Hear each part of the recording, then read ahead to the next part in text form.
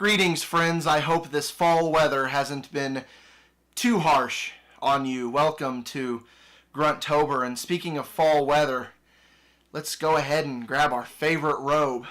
Grab your favorite pumpkin spice beverage. Go ahead. I want to give you a little bit of time there.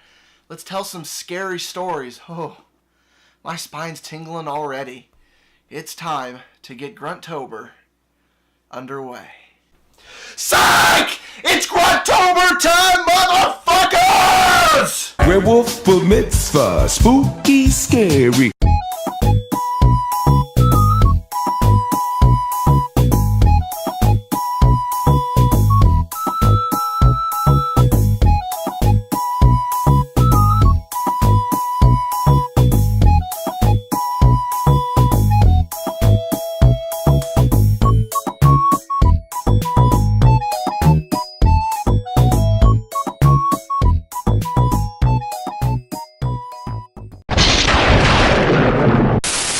Welcome back to Rocket Grunt Josh. I, of course, am Rocket Grunt Josh. And another welcome for Welcome to Gruntober, my yearly tradition that I started last year.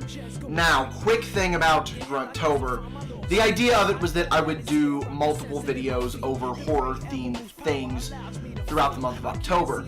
However, I'm changing that a bit this year, and I'm just doing one video. Because doing multiple videos with my schedule nearly killed me last year. So, we're just doing one video this year, but I promise you it is going to be a good one. What better way to do Gruntober than to do a survival horror game like Alone in the Dark, New Nightmares. The New Nightmares. The is important. Now, I'm going to let you guys in on a little secret.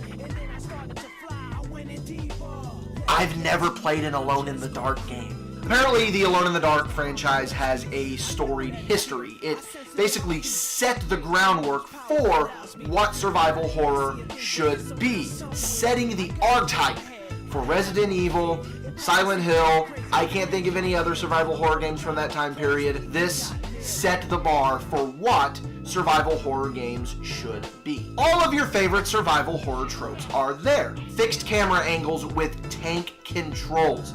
Very eerie environments that are guaranteed to send a chill down your spine. Tough enemies that you need to really think about what you're going to do to take them out. Alright guys, listen.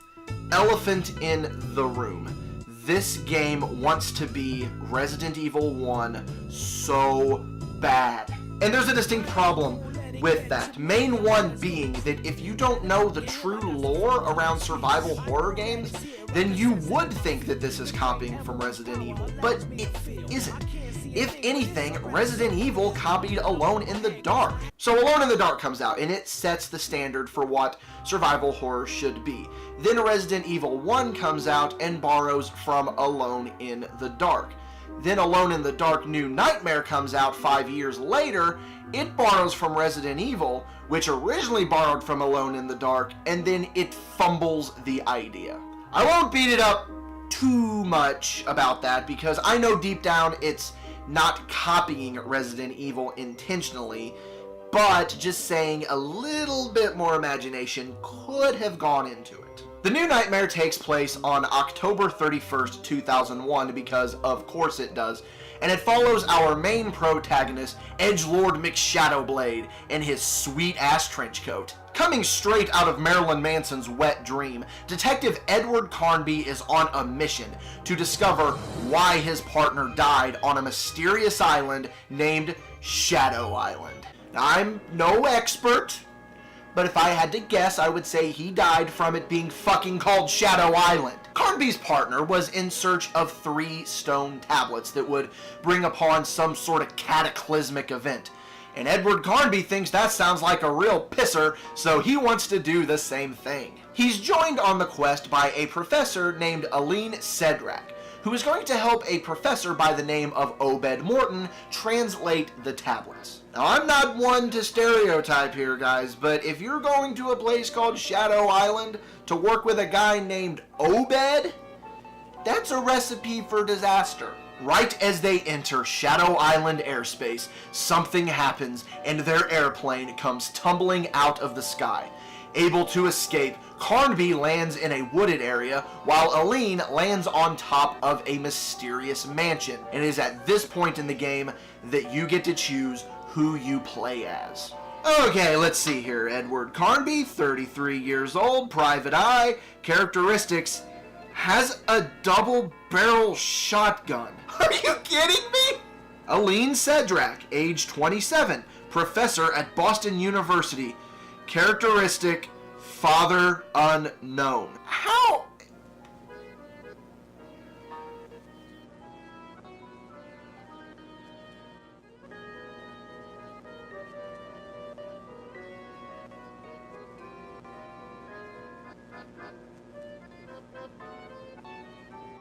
Ridiculous characteristic descriptions aside, it's time to choose who we will play as.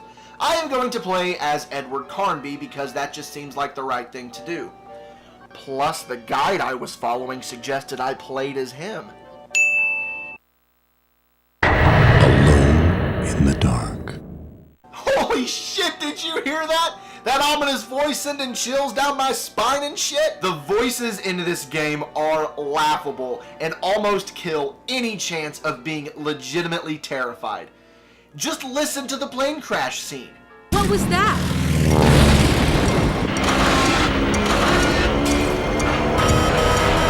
The controls are dead! Put that on! We have to jump!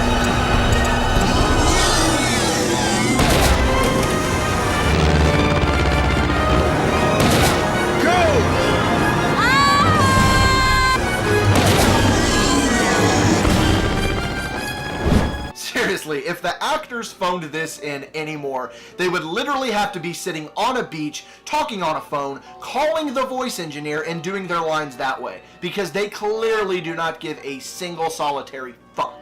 Aline, wake up. What? Oh, sorry. Excuse me. But trust me, you're going to hear plenty more great voice acting as we make our way through the game, so sit tight.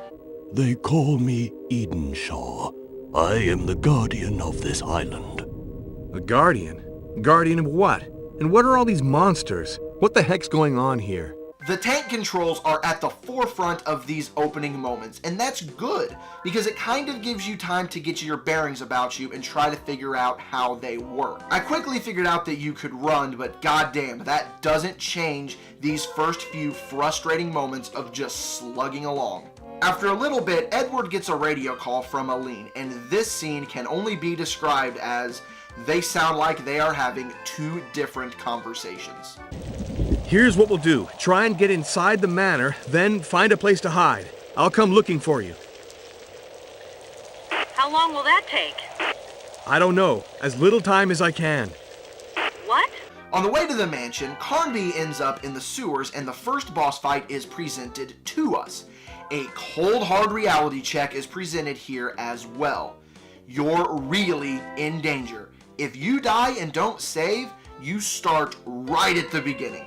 I unfortunately died with no save and had to start over, forced to do the first 15 minutes or so over again. One thing Alone in the Dark does do right though is the saving system. In Resident Evil, you need to find certain points in which to save. Well, not here. You can save anywhere you want, as long as you have a charm of saving. The way you save determines how truly scary this game is going to be. If you're a liberal saver and save all the time, well then you're going to be fine, so long as you don't run out of charms of saving. But death is a very real threat in this game, and that's the idea. Jump scares are few and far between, but the dread you feel about the possibility of dying and losing your save is scarier than something jumping out at you for a cheap scare, in my humble opinion. Though death is a real threat, it's pretty avoidable depending on how smart you play. You really need to analyze a situation and decide, how am I going to go at this? What's going to benefit you more? Running past an enemy, or stay and fight them, hoping that you don't need a ton of ammo later on? Inventory management is a staple of survival horror, and in Alone in the Dark, that isn't an issue. Never once did I feel like I was hurting for space in my inventory. Ammo is aplenty as well.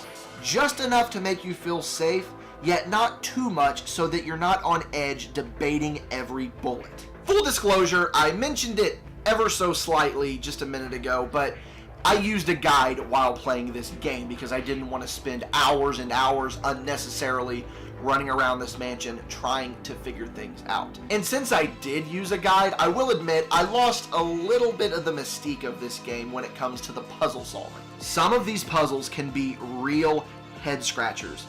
Finding objects and figuring out exactly what to do with them is another key point of this game.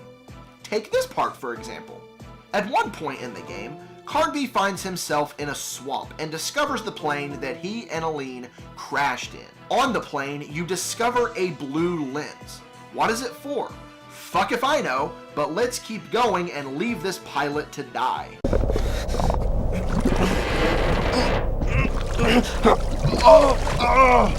Later, you discover a chapel, and upon combining the blue lens with your flashlight, you discover blood on the wall, leading you to a trail. Boom! Problem solving. The story progresses on in the mansion, and after a little bit of time, Aline and Carnby are reunited, but Aline chooses to stay by herself. Why not stick together? Because that's what we call padding the game. Most of the time spent in the mansion is running back and forth between various points, solving puzzles, surviving enemy onslaughts, and finding items to help you. If by the end of this you don't know the full layout of this mansion, then something is wrong, because you'll be covering every square inch. Thankfully, and I mean thankfully, I found the run button, because if I hadn't, this game would have been so unbearable, slowly walking around and moving at a crawl. Tank controls are good for this kind of experience, but the question has to be asked, why? People move nothing like this in real life, so why was this an idea to put into the game? Wow, long day of editing. Time to go take a rest.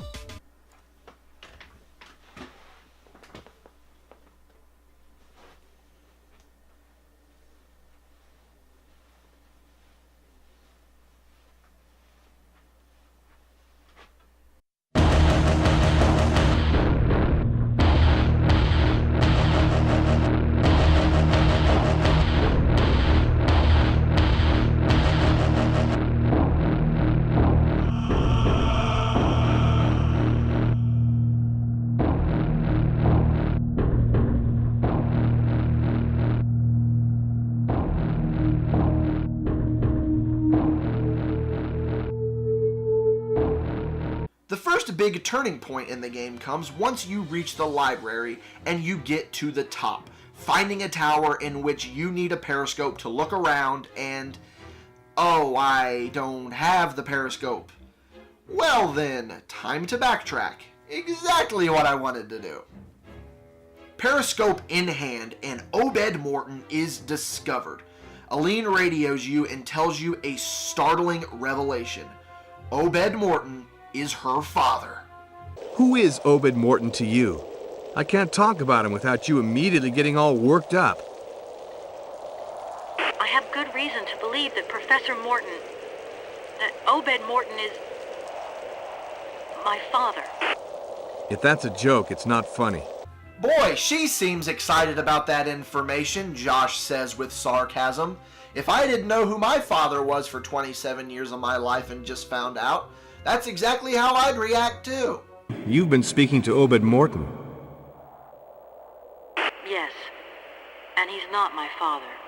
Okay, so then what was the point of a twist, only to untwist it again later? Fuck! I know I made a joke earlier about padding into the game, and it was just that, a joke.